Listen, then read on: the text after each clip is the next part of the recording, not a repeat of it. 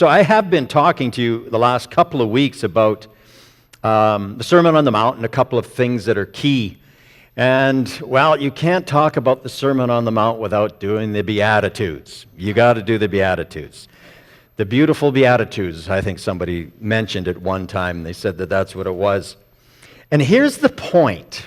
You know, and I don't know if I said this before, but the point of Jesus' Sermon on the Mount was that he was trying to, it was the core of all his speaking. Everything that he said afterwards was really based on the Sermon on the Mount. And there's two parts to the Sermon on the Mount. There's the part that says, this is what I want you to be like, and then this is what I want you to do. This is how I want you to act, or to be in the sense of who you are, and this is how I want you to act it out. Because God is always first and foremost about changing us, the inside, this heart, this attitude, whatever it happens to be. That's the whole point of God. He wants to go first from the inside to us, and then he wants it revealed out. That's the point. So that we're not just insular. You know, we're not just going and hiding now that we've got saved and we're not going to run into anybody or try to help anybody. No, that's not the point of the gospel at all. The point of the gospel was to change us inside and then help people outside. You know, you'll find that if you were to say to somebody who's not a Christian, and you ask them, well, how do you define a Christian? What would you say would be a Christian? And immediately, almost inevitably, they'll say, oh, they do this. Oh, they do that. Oh, they do these and they'll almost always focus on the doing of what a Christian should be, when in reality, a Christian is who you are. The inside. This person right here. So it's the opposite. God's looking, and that's why Jesus, when he starts this Sermon on the Mount, he isn't talking about any doing. He's actually becoming. This is how you become a follower of me. This is what I expect of you in your heart. Now you'll say, well, what's this blessed word? You know, blessed are those who do the blessed are. You've heard that. You know, almost a lot of you can just recite a lot of that part by heart. And what does that mean? It just means that you are in well-being in your soul. You have a well-being in your soul. There's joy that doesn't change regardless of the circumstances that are in your life. Paul, talk about a man who was in prison and all the beatings he had, and he still had joy. He still had something that was not changed in his life. And so he was a person you would say, yeah, blessed is he, because he knows that blessing, the beatitudes of God in his life. And so that's what he's calling us to, that we would sense and be those people who are blessed now. And notice, he says, you'll notice in all of them, he'll say, blessed are, not blessed will you be. We're blessed now because we have God. We're blessed now because of his help in our life, because of his guidance. So let's look at them. I know there's 8 of them. I'm going to be very quick, I hope. If not, we'll spare them for the next time. So some of them. But let's look at the first one. It says, blessed are the poor in spirit, for theirs is the kingdom of heaven. Now, here's the point of this one. And a lot of people will focus on the poor part, but not the spirit part. It doesn't mean blessed are the poor. And actually, probably, if that was the case, then that would exclude probably most of you in here. And you might think, well, I have not very much money in my bank account, but I'll tell you this right now, Canadians. You are more wealthy, even in your lowest spot, than 95% of the world. So if it's the poor thing that we're looking at, well, that excludes us. No, that's not what he means. He's talking about somewhere in us that we understand, whether we're in poverty or you're a billionaire, you understand that I need God. That's what he's talking about. Blessed are the people who know they need God, that in and of themselves they have nothing to offer. Poor, you have nothing to offer. We need God. And so those are the people that he's looking for. This is what he's talking about. Blessed are you when you finally realize that you actually have nothing. Now, he does give a little bit of a promise. And by the way, we'll talk about that in just 1 minute here, but when you look at this, and you realize you have nothing, who told you that? Who told you that? You know who helps us find that out? The Holy Spirit. Begins to awaken your mind to start to think, oh, yeah, because, there's a lot of people out there that are trying to do this and trying to do that, finding this. They have no understanding really of where they're at until all of a sudden the Holy Spirit starts to bring that conviction. And you start to realize, yeah, man, I don't really have anything. I'm poor in my spirit. But here's what he says. Theirs is the kingdom of heaven. See, the kingdom of heaven belongs to the people who are humble. That's who it belongs to. The people who can actually admit, man, I need something here. Do you remember what the prodigal son, remember when the prodigal son in the pigsty, and he realized, I got nothing. I've got nothing. I'm as poor can be. And then he looked at his circumstances, but it was more than that. He realized, I'm poor in me. But what did he realize? But in my Father's house, maybe I'll just be a servant there. And what happened when he came back? The household was his too. Let's say it this way. The kingdom of heaven came back to him. And he didn't come as a servant. He came as a son. And that's what God is saying to us. Know that you need me, and I'll give you the kingdom of heaven. But then he goes on. Blessed are those who mourn, for they shall be comforted. Now, there's an oxymoron. I mean, the opposite. Blessed are those who mourn? How can that be a joyful thing? Here's the point that, again, he's trying to make. That you're not only just realizing you have nothing, but you also realize, Lord, I mourn over my sin. I mourn over the life that I've led, the consequences of sin in my life, the choices that I've made. God, I mourn over those things. I deeply regret this decision or that decision or just not walking with you. Sometimes people will say, they do sin and they'll, do a little quick prayer. Oh, God, forgive me that. I'm sorry I did that, and they kind of move on with life and they don't even really realize the magnitude of the sin that was committed. It's when you realize the magnitude of the sin that's in our life, then he says to us, I'm going to come and comfort you.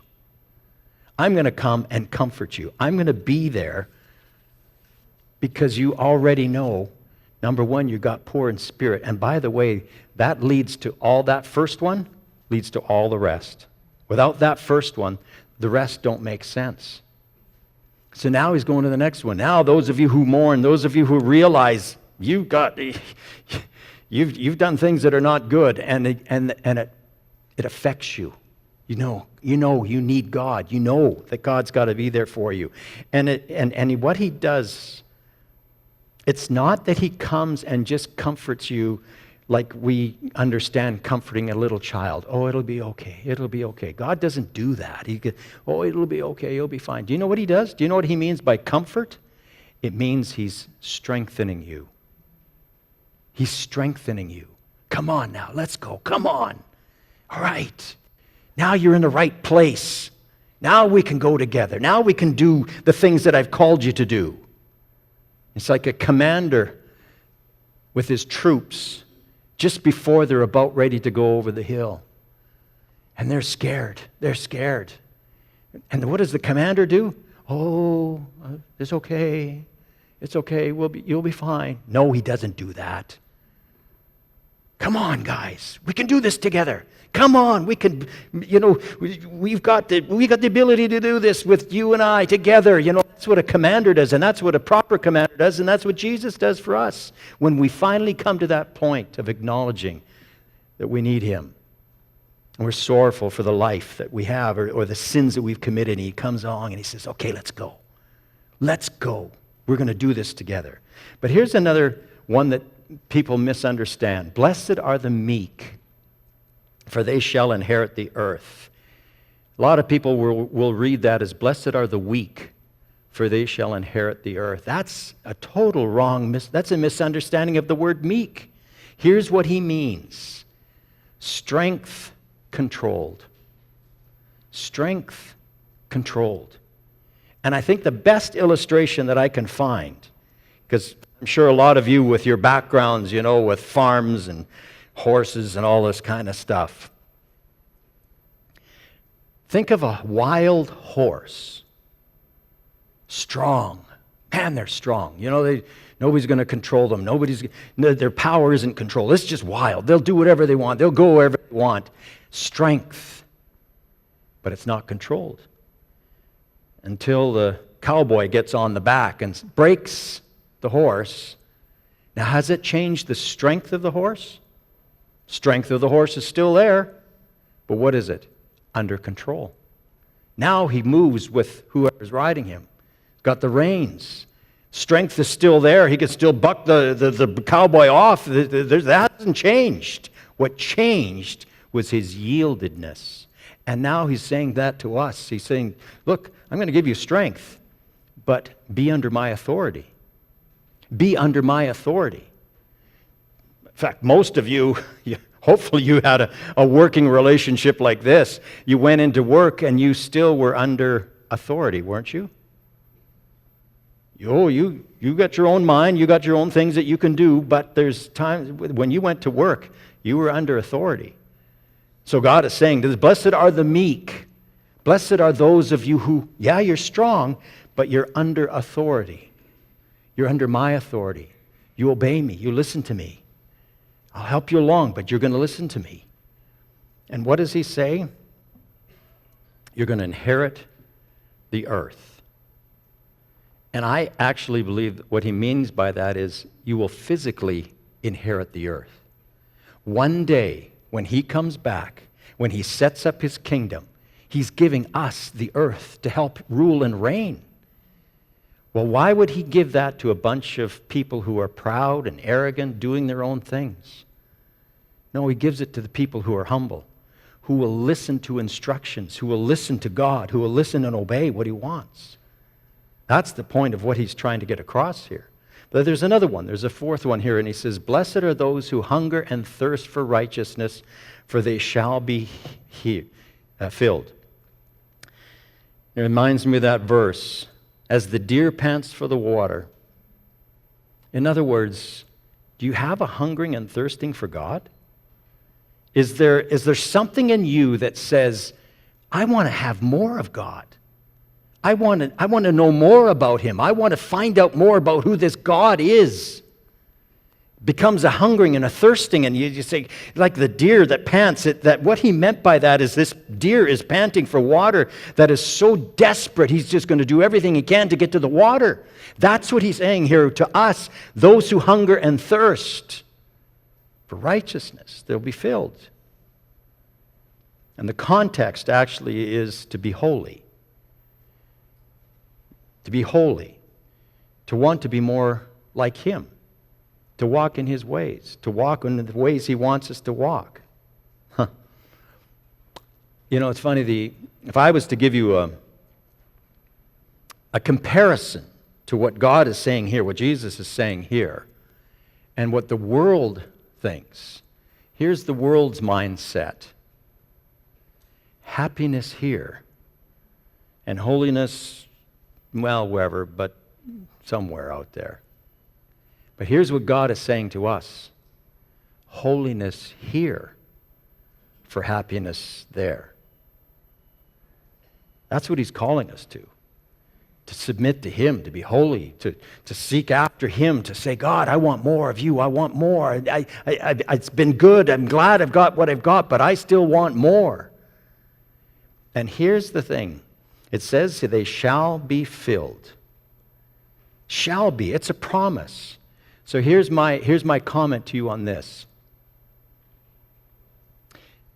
You are right now as holy as you want to be. Because he said if you want more, He'll fill you. So if you're content with where you're at, then that's fine. You've got what you've wanted. But what he's looking for is people who want more of God. He's saying, come on, come after me. I've got so much more to show you. I've got so much more to satisfy you with. Don't be satisfied with where you're at. Don't be satisfied with it. I mean, as good as this is, there's still more. Take out the Bible and read it. Start to pray, just, God, I need you more. And you know what? He promised. He said, I will fill you. Then he comes with this next one. He says, blessed are the merciful, for they shall obtain mercy. The problem with how sometimes we think of this, sometimes we think, well, if I show mercy, I'm going to get mercy. Unfortunately, the world doesn't work that way. We've all found that at some point, when you're merciful to somebody, you're kind to somebody, a lot of times that kindness doesn't come back. But that's not what God is looking for. He's just looking for, look, be merciful. And I'm going to explain a little bit more what I think the obtain mercy really means. I think what we're looking for a lot of times is the mercy here on this level right here. We show mercy, we show kindness to people who don't deserve it, or that's wonderful. That's what he's talking about. Oh, and look at the best example Jesus gave to us, the Samaritan. Comes along with this Jewish man that got beat up and, destroyed in his body, and he's there half dead. And the Samaritan comes along and says, well, I don't know who this guy is. And because I'm a Samaritan and he's a Jew, he's probably not even going to appreciate what I'm going to do. But that doesn't matter. Because I just want to care for him. This is what I'm supposed to do. Picks him up, takes him, puts him on his own donkey, walks to the nearest place, brings him there, and what does he do? He doesn't even stop there. He says, yeah, look after him. Oh, and if there's any more bills that need to be paid, I'm coming back, whether he's here or not, and I'll pay. And I don't need his thanks. I'm just doing this because I need to do this. This is the right thing to do. Now here's where I believe God is showing mercy, or where you shall obtain mercy. It's actually from God. Oh, his mercies are new to us every morning. But let me just give you another example. Do you remember David? Remember David when he was running from Saul? And his life was actually it could have been taken. I mean, Saul could have easily taken his life, but God obviously was protecting him. But notice what David did at least 2 times in that encounter with Saul. David could have taken Saul's life, but he showed him mercy. He showed him mercy. And he proved it to Saul, and Saul, of course, repented. But what happened was this. David showed mercy to somebody who didn't deserve mercy. But guess what God did to David when he needed mercy? We all know the adultery, Bathsheba. God had every right to remove David completely. And yet, what did he do? Because of David's repentance, of course. But God showed him mercy. He obtained mercy from God. What a wonderful thing. And as we repent, we can say that too. God, yeah, I want to be merciful. Why? Because I want your mercy to me. I want your mercy to me. As I forgive, you'll forgive me. His word says so. And so he's just declaring it in this beatitude. Then the next one he says this, blessed are the pure in heart, for they shall see God. And I want to just camp on this one just for a few moments. Blessed are the pure in heart. What does he mean by this? It means without mixed devotion. Without mixed devotion. In other words, you're not a fence sitter. Where you come into church on a Sunday like this, oh, this is a great service, this is so wonderful, and then you live on Monday however you choose. However you choose. The language is back to the way it was. Oh, but you were really good on Sunday. The actions, well, they're just, you mean person, but you were really kind on Sunday.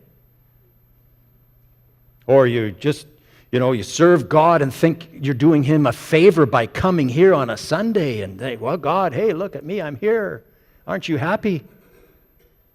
And then on Monday, you don't even think about God. No praying, no reading the Word. No, the pure in heart, what he's talking about here is somebody who's actually said, I am devoted to you, Jesus, Monday to Sunday. Sunday to Monday. Whenever it happens to be, it just doesn't matter.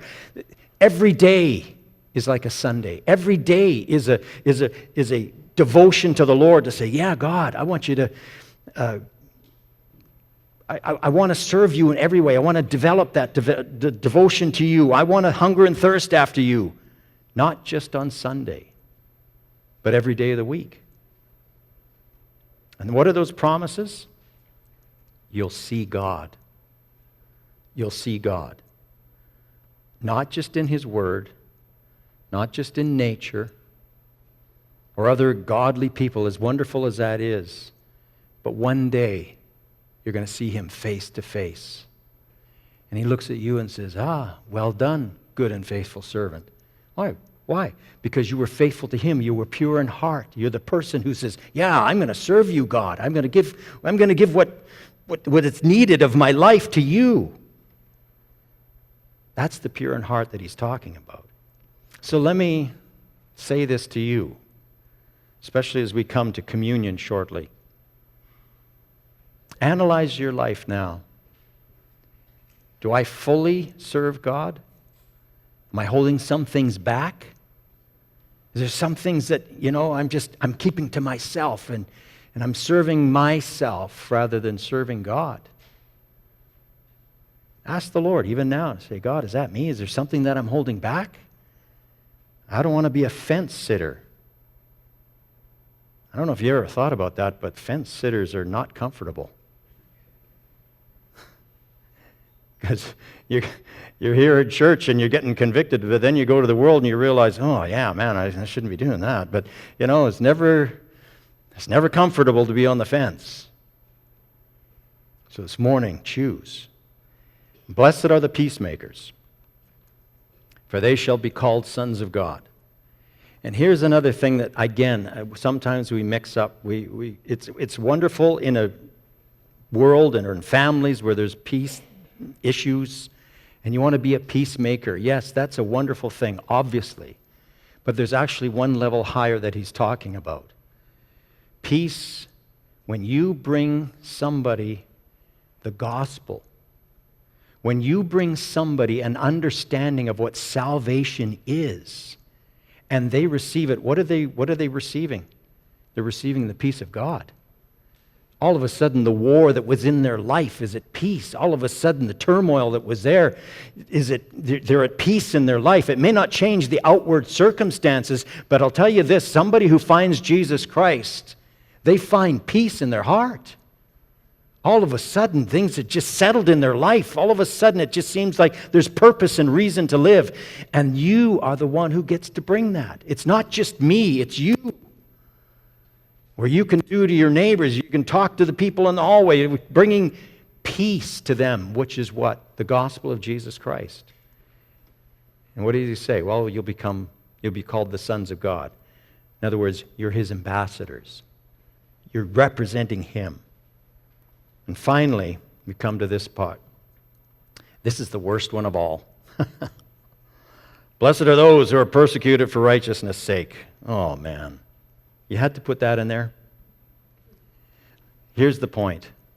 Jesus never sugarcoats the gospel. He never sugarcoats following Him. He doesn't say, if you follow me, it'll be your best life now. If you follow me, all of your problems will be gone. Oh, if you follow me, everything is just going to be hunky-dory. No. He says, they hated me. They're probably going to hate you. They don't like me. They're probably not going to like you. So when you start living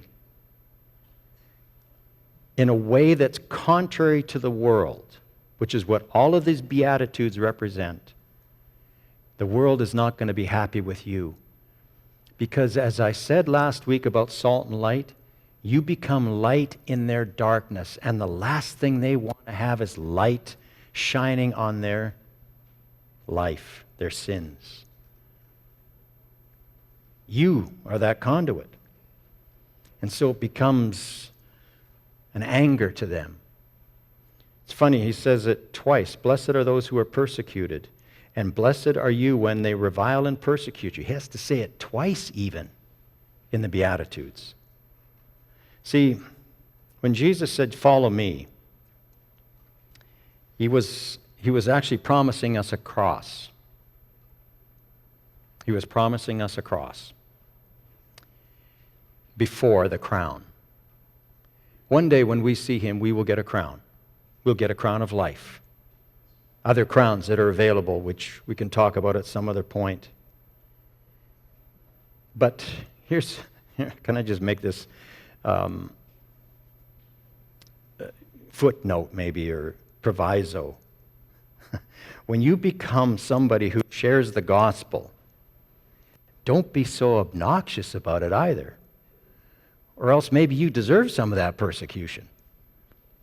You're a bad person. You're going to go to hell. And you got this attitude in you, just, you're going to get the gospel out regardless of whether they're going to hear you or not. I'm just going to do it, and I don't care how I deliver it. And all of a sudden, people are mad at you, and you wonder why.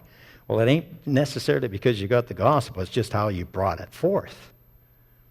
No, God is just saying, bring it out in love. Bring it out in compassion to somebody. Bring it out so that they understand that you love them and you're giving them the gospel because you love them, not just because you're trying to go, oh, I got another one. Oh, I got another one. Oh, I'm going to get another reward. No, that's not the point. The point is this. When we talk to somebody, it's because we care for their life. We care for their eternity. It isn't just about saying, oh, good, I got another one. Oh, good, I get another reward for this. It never should be about that. It always should be, as Jesus came to save us, that you're going to them and saying, look, I care for you. And if I've got the answer to life, I will never hold it back from you. I want to share it with you. So that's what he's calling us to. For theirs is the kingdom of heaven. A martyr's crown here, crown of life there. I would say probably our persecution here is not that much in comparison to some other places in the world or other generations that have gone before us. But it's still something we need to be aware of, that it's never an easy life. But I'll tell you this, it is the right life. It is the life for eternity. And as those who are serving come to prepare for communion, here's the point of even communion. Jesus exemplified every one of these Beatitudes to us. Every one of them. In the sense that he humbled himself before God. He made himself of no reputation. Humbled himself. Merciful. And then finally, the last one that fits Jesus probably the best is he wore those crown of thorns on our behalf. On our behalf. But one day, Revelation 19:12 says this, we will see him crowned with many crowns. He took the crown of thorns first to receive the crowns later. And that's what he's calling us to. Receive that crown first. This life, it is the way it is, but one day, those who called on his name will receive the crown of life. So as you take the elements as they're being passed out, hold them together. We're going to eat together, bring them together. And think about all of these Beatitudes that I've shared with you and ask, Lord, what are you needing from me in this area? What can I deal with in my area? Help me, Lord, to be like you as you hold these, as we sing this song. And those of you who are in the balcony, there is elements there for you can partake of by the door.